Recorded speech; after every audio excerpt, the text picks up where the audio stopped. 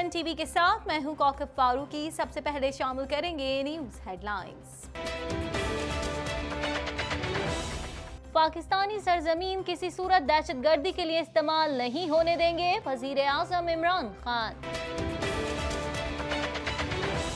कानून के गलत इतलाक से अवाम की जेबों से पैसे निकाले जा रहे हैं, चीफ जस्टिस। गलत इंजेक्शन से मुतासिर होने वाली 9 माह की बच्ची निशवा जिंदगी की बाजी हार गई।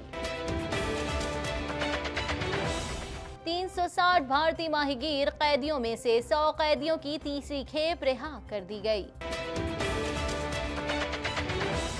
इमरान खान की हुकूमत इस काबिल ही नहीं कि उसे गिराया जाए, Maryam Aurangzeb. Human rights commission of Pakistan का श्रीलंका में होने वाले दहशतगर्दी के वाक़े के खिलाफ एहतजाजी मुजाहिरा। कनाडा के सूबे क्यूबेक में बारिश और सैलाब ने तबाही मचा दी, हजारों अफराद मुतासिर। कनाडा के शहर स्कॉब्रो में श्रीलंका में धमाकों में हलाक होने वालों के लिए दुआया तकरीब। बाफ नेशनल पार्क के पास लापता 3 कोहपैमाओं की लाशें मिल गईं। अमरीकी सदर का इंदामा जापान का दौरा मुतवक्के। अमरीका में मुसलमान रुकन कांग्रेस को कत्ल की धमकियां देने वाला शख्स गिरफ्तार। श्रीलंका में धमाकों के नतीजे में हलाक होने वालों की तादाद 300 के करीब पहुंच गई। हेडलाइंस आपने जानी, खबरों की तफसील शामिल करेंगे इस ब्रेक के बाद।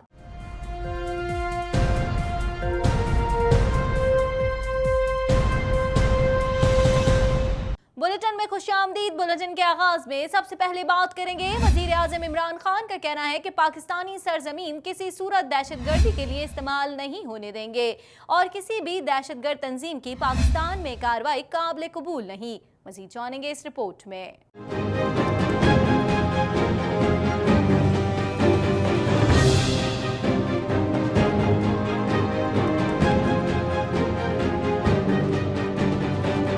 वज़ीर आज़म इमरान खान का कहना है कि पाकिस्तानी सरजमीन किसी सूरत दहशतगर्दी के लिए इस्तेमाल नहीं होने देंगे और किसी भी दहशतगर्द तंजीम की पाकिस्तान में कार्रवाई काबिल कबूल नहीं। वज़ीर आज़म इमरान खान ने कहा कि अफगानिस्तान में अमन ईरान और पाकिस्तान के मफाद में है, जबकि मकबूजा कश्मीर में भारतीय मजालिम बढ़ते जा रहे हैं। मसला कश्मीर का हल ही खित्ते की तरक्की का जामिन है। इंसाफ के बगैर अमन मुमकिन नहीं, जबकि फलस्तीनियों को भी इंसाफ मिलना चाहिए। Violates international laws, is an injustice to the people of Palestine. It will lead to further problems in the Middle East, uncertainty in the Middle East. Similarly, in Kashmir, the United Nations resolution clearly declares that the people of Kashmir will be allowed to decide their own destiny. And unfortunately, in the last 30 years, the Indian security forces, through brute force, have been trying to oppress the people of Kashmir, oppressing them from stating their, having their right to decide their destiny. Over 70,000 people in Kashmir have died every day. The security forces, because of their action, Kashmiris are dying.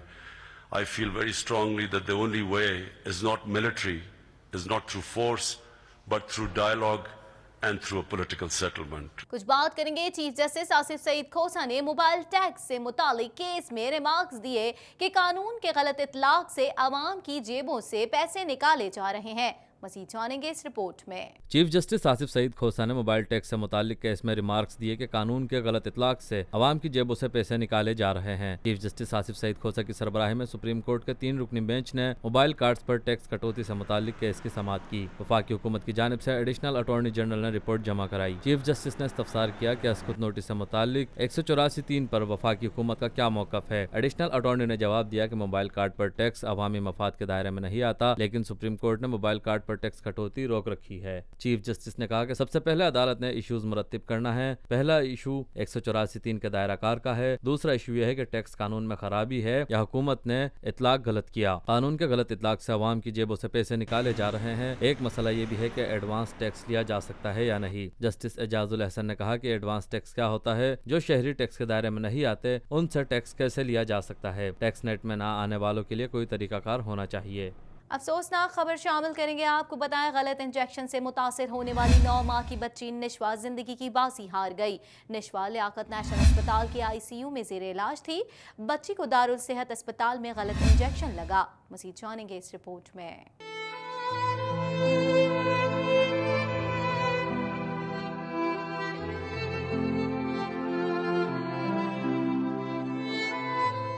गलत injection से मुतासिर होने वाली 9 माह की बच्ची निशवा जिंदगी की बाजी हार गई। निशवा लियाकत नेशनल अस्पताल के ICU में जेर इलाज थी। उसको दारुल सेहत अस्पताल में गलत इंजेक्शन लगा। तफसीलात के मुताबिक कराची में गलत इंजेक्शन से मुतासिर होने वाली 9 माह की बच्ची निशवा इंतकाल कर गई। निशवा लियाकत नेशनल अस्पताल के ICU में जेर इलाज थी। गुज़िश्ता रोज निशवा केस में गफलत बरतने वाले दारुल सेहत अस्पताल के एग्जीक्यूटिव डायरेक्टर शहजाद आलम ने अपने ओहदे से इस्तीफा दे दिया था और इंतजामिया ने ऐलान किया था कि बच्ची के वालिदैन की हर तरह से मदद की जाएगी। याद रहे, गुज़िश्ता हफ्ते शहर कायद के इलाके गुलिस्तान जौहर में वाक़िया दारुल सेहत अस्पताल में ये वाक़या पेश आया जब कैसर नामी शख्स अपनी जुड़वा बच्चियों को डायरिया की शिकायत में लेकर अस्पताल पहुंचा। बच्ची के वालिद के मुताबिक 3 मुख्तलिफ औक़ात में दोनों बेटियों को ड्रिप्स लगाई गयी। जब बेटियों को घर ले जाने लगे तो निशवा की हालत खराब होने लगी, जिसके बाद अस्पताल ने तस्दीक की कि बच्ची को गलत इंजेक्शन की वजह से उसकी तबीयत बिगड़ गई। निशवा 1 हफ्ते तक वेंटिलेटर पर अस्पताल में ही एडमिट रही और गुज़िश्ता रात जब वेंटिलेटर से हटाया गया तो बच्ची पैरालाइज हो चुकी थी।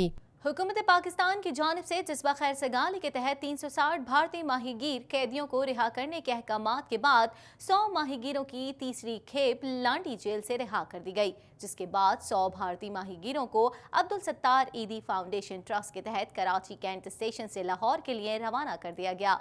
मजीद अहवाल जानेंगे इस रिपोर्ट में।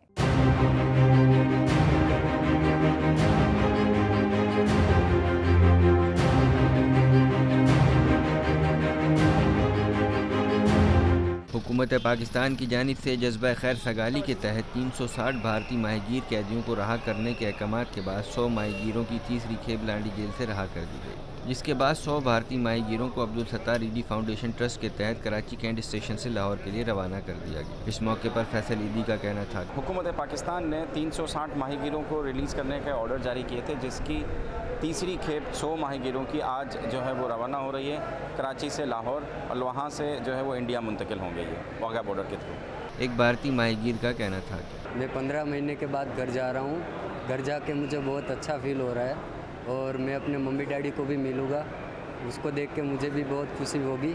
और मैं अपनी इंडियन हुकूमत से यही बोलूँगा कि पाकिस्तानी जो कैदी है उसको जल्द से जल्द रिहा किया जाए। खबर शामिल करेंगे। आपको बताएं, वजीर आज़म इमरान खान की कोयटा में तकरीर पर रद्द अमल देते हुए मरियम औरंगजेब ने कहा कि ये कैसा कप्तान है जो कहता है कि मुखालिफ टीम की वजह से मैं मैच हार गया हूँ। आप मैच इसलिए हारे हैं कि आप नालायक हैं और दूसरी टीम आपसे बेहतर है और लायक थी। मज़ीद जानेंगे इस रिपोर्ट में। तर्जुमान मुस्लिम लीग नून मरियम औरंगजेब ने कहा है कि इमरान खान की हुकूमत इस काबिल ही नहीं कि इसे गिराया जाए। वज़ीर आज़म इमरान खान की कोयटा में तकरीर पर रद्द अमल देते हुए मरियम औरंगजेब ने कहा कि ये कैसा कप्तान है जो कहता है कि मुखालिफ टीम की वजह से मैच हार गया हूँ। आप मैच इसलिए हार रहे हैं कि आप नालायक हैं और दूसरी टीम आपसे बेहतर और लायक थी। आप कान खोल कर सुन लें कि आपकी हुकूमत इस काबिल नहीं कि इसे गिराया जाए। तर्जुमान मुस्लिम लीग नून ने कहा कि इमरान खान की हुकूमत के सिर्फ 9 माह में मुल्की कर्जा 30,000 अरब हो गया है। आप जो यौमिया कई अरब रुपए कर्जा ले रहे हैं वो किसकी जेब में जा रहा है। मरियम औरंगजेब ने कहा कि इमरान खान जिनको चोर कह रहे हैं उनकी हुकूमत में महंगाई 3% थी, आपकी हुकूमत के 9 माह में 10% है। इमरान खान जिनको चोर कह रहे हैं उनकी हुकूमत में तरक्की की शरह 5.8% थी और आपकी हुकूमत में कम हो गई है।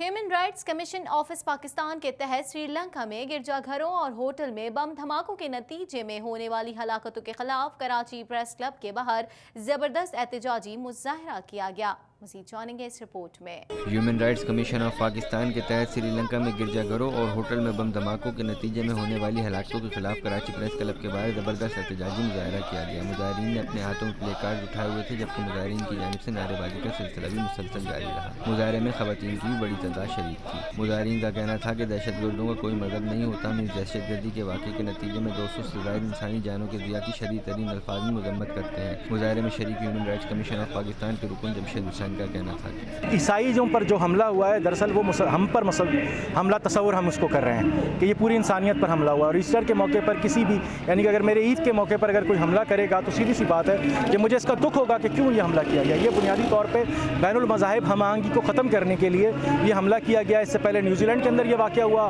फिर ईस्टर के मौके पर श्रीलंका के अंदर ये वाक़या हुआ। ये बुनियादी तौर पर एक पूरा ऐसे मुनज़्ज़म दहशतगर्दी नज़र आ रही है जो आगे चलकर ऐसा महसूस होता है कि शायद ये मज़ाहिब को आपस में लड़ाने की कोशिश की जा रही है। मज़ीद खबरें भी बुलेटिन का हिस्सा होंगी मगर इस ब्रेक के बाद।